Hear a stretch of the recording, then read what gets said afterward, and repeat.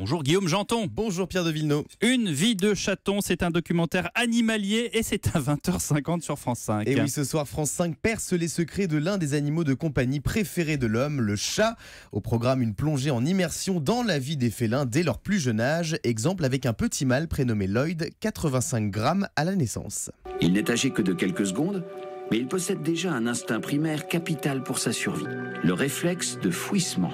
Il fouille dans le pelage de sa mère pour prendre sa première tétée.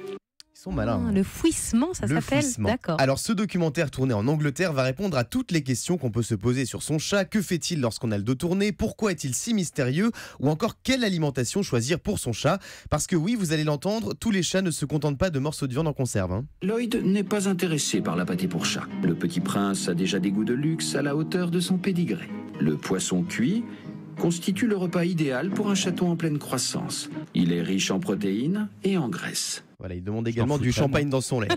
Le gros point fort de ce film, c'est qu'il vous fait vraiment vivre dans la peau d'un chat le temps d'une soirée avec une réalisation à hauteur de chat, des plans subjectifs et surtout très peu d'humains dans les plans. En revanche, d'autres espèces vont s'inviter dans la vie de nos chatons, comme les chiens par exemple, une séquence qui va faire tomber le fameux cliché de l'inimitié entre chien et chat. Della a 12 ans.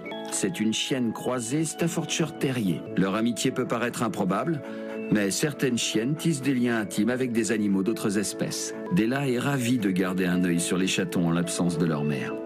Ou alors c'est un chien très malin qui fait croire qu'il est gentil pour martyriser les chats une fois les mettre dehors, ça dépend. Ça, c'est votre esprit mal placé. Une vie de chaton nous ouvre les yeux sur le quotidien parfois méconnu de nos amis les chats et vous verrez ce soir que mieux les connaître, c'est mieux les aimer. On vous croit sur parole. Merci Guillaume Janton, à tout à l'heure, 9h.